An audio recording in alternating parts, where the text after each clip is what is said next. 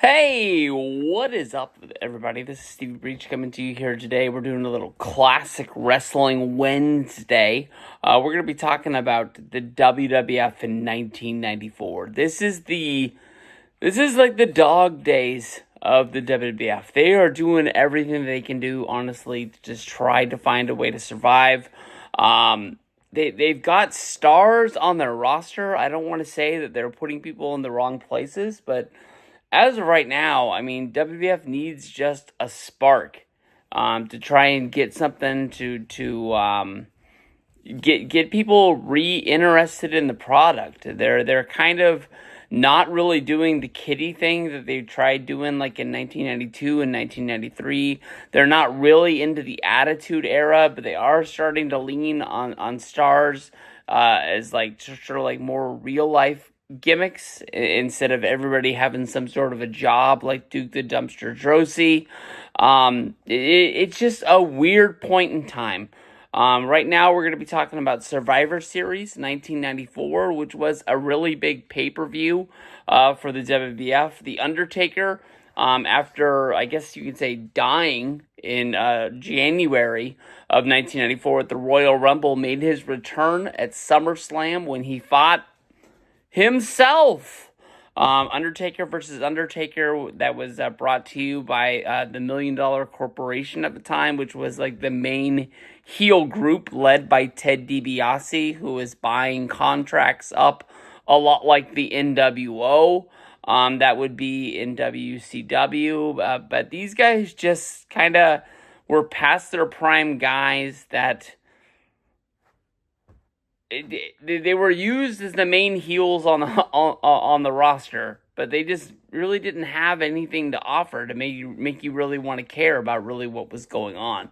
This pay-per-view itself had some of the most weirdest matches, had one of the worst WWF title matches that you will ever see. As most Survivor Series do, they give you just a Survivor Series match that is just horrible. After striking out on the team of Men on a Mission and the Bushwhackers coming out as the Four Doinks, they do it again, led by a team of the Doinks. The Clowns Are Us going up against the Royal Family of Jerry Lawler and 3 midget wrestlers. I guess maybe they think that they struck gold at WrestleMania 3 with Bundy, Hillbilly Jim, and those wrestlers, that there's no way in the world that we can strike out twice. But it's bad. It's just really bad. Overall, I thought this pay-per-view was pretty good, but it's hard to say that it was like good to great, because of the WWF title match between Bob Backlund and Bret Hart and the Doink and Jerry Lawler Survivor Series match. It features in the opening bout, probably looked at as one of the best Survivor Series matches of all time. It always kind of stuck out at me. My buddy, Freakin' Yaya 88, he always called the wild card match at Survivor Series 1994, one of his favorite Survivor Series matches of all time. It pitted up the bad guys against the Teamsters, and this matchup, as I was a kid when I was watching, and even today, doesn't really make sense to me. It's almost like it was like a wrestling match that happened in gym class, and the class went up against the wall, and they chose 2 captains, and they picked teams. I don't know if Vince McMahon drew names out of a hat on an episode of Superstars and just said, this is what the Survivor Series is going to be this year. It was interesting. It just didn't really make a lot of sense that baby faces and heels would team up together against another team of baby faces and heels. I guess it's one way to get, the Click minus Triple H. I'm not really sure where he was at this time and place in WWF, if he was injured or just not used on the card. This matchup right here, it was kind of surprising that he wasn't in there because you found a way to get the 1-2-3 Kid, Razor Ramon, Diesel, and Shawn Michaels all into a matchup at one time. But the bad guys, which was led by Razor Ramon, had a team of the 1-2-3 Kid, the British Bulldog, Fatu, and Sione. Sione, the wrestler most famously known as the Barbarian, who was wrestling at the time at Sione. I guess maybe they were thinking if he went out there with the gimmick of his own name, maybe he would find a way to get over.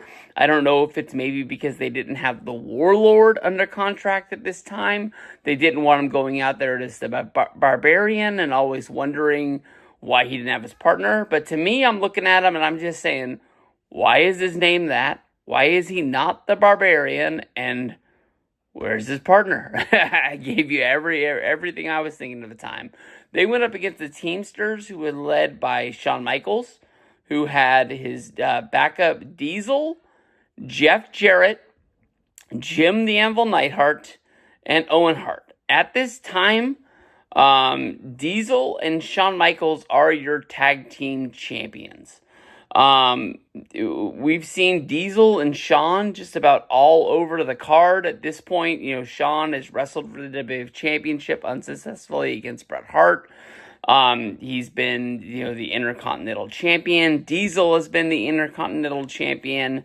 But just a weird time and place. There's a monumental house show that takes place the next night at Madison Square Garden. More to come on that, but I don't know if the decision was already made.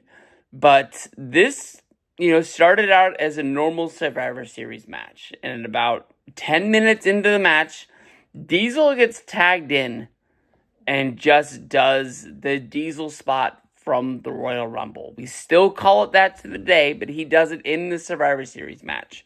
Takes at Fatu, the 1-2-3 Kid, and Sione, in all the matter of about a minute. At that point, he hits a power bomb on Razor Ramon.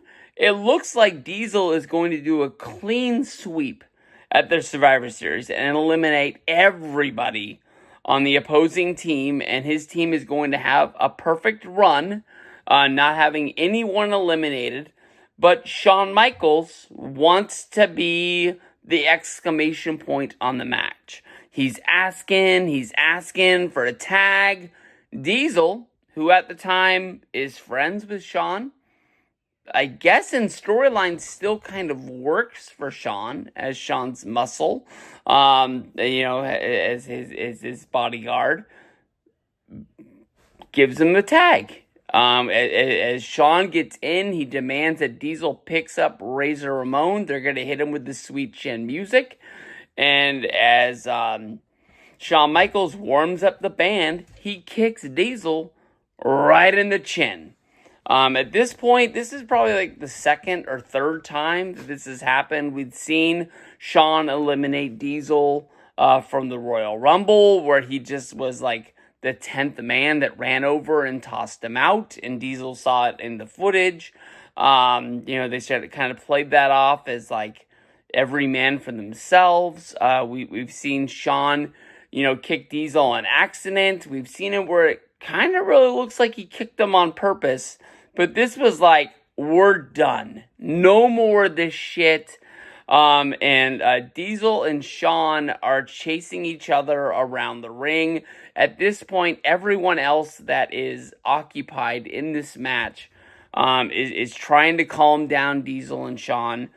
We have the British Bulldog, Jeff Jarrett, Jim Neidhart, Owen Hart, and Shawn Michaels all counted out as Razor Ramon is the only one left in the ring and wins as your sole survivor. Vince McMahon says that it is the very first time that anyone has ever won a Royal Rumble. Ever won a Survivor Series match where he did not personally pin or eliminate anyone in the match. Everyone counted out. At this point, Shawn basically runs to the back and is being interviewed by Todd Pettengill as he is grabbing his bag and he is running out of the arena, shoving it into his car. He throws down the tag title. He basically says that he wants nothing to do with Diesel anymore, that the team has split, and drives out of the arena. A big, what the hell has just happened? It is a very, very good match. It's a very memorable match, but it still has a lot of question marks on how were these teams put together? Why were these teams put together? Just kind of thing. Maybe they needed a way to make Razor look good by being able to win the match, but then also get over the Shawn Michaels and Diesel breakup in this.